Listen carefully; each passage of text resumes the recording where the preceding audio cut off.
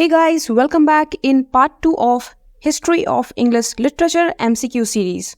So we will begin from question number 16 and our question is, in William Wordsworth's lines composed a few miles above Tintern Abbey, what is the primary source of the poet's comfort? तो इस poem में poet का primary source of comfort nature था. Next question number 17. The Old English poem The Wanderer is a part of which manuscript? Old English poem The Wanderer Old English literature के किस manuscript का part है? Old English literature के 4 main manuscripts थे. The Exeter book, The Versailles book, Novel Codex and Junius manuscript. The Wanderer Exeter book का part है और इस बुक को हम Exeter Cathedral भी कहते हैं.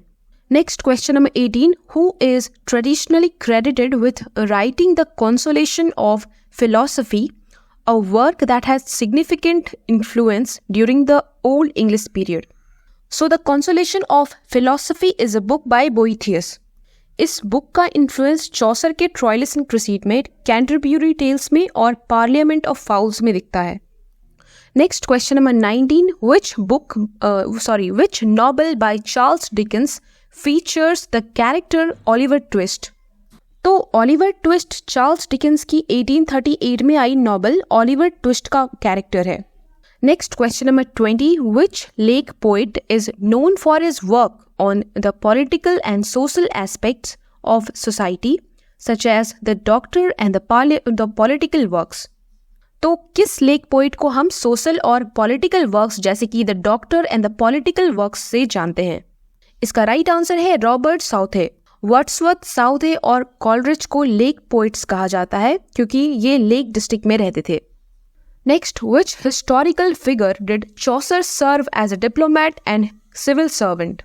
तो चौसर 1370s में यानी किंग एडवर्ड थर्ड के टाइम पीरियड पे डिप्लोमैट बने थे. चौसर 3 राजाओं के रेन में रहे थे, Edward third, Richard second and Henry IV. अगर आप इस टॉपिक पे और भी क्वेश्चंस चाहते हैं तो check out the link in the description box. And because Chaucer major writer है ऑफ मिडिल एज, तो आपको उनके बारे में और उनके वर्क्स के बारे में अच्छी अंडरस्टैंडिंग होनी चाहिए. Next, what is the primary role of the poet laureate in the UK? तो यूके पोएट्स का काम होता है पोएम लिखना किसी नेशनल पब्लिक इवेंट्स को लेकर या फिर किसी ओकेजन को लेकर. यूके के first poet laureate John Brydon थे. First women poet laureate Carol Ann Duffy and Simon Armitage is the current poet laureate. Next, question number 23. Which poet was a close friend and significant influence on John Keats? इसका right answer है option C.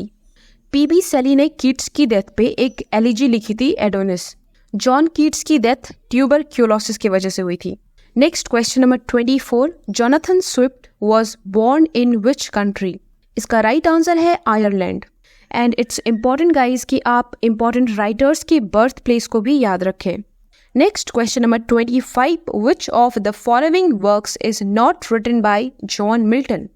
इसका right answer है Faerie Queen. ये Edmund Spencer का work था. इसमें total 6 books थे.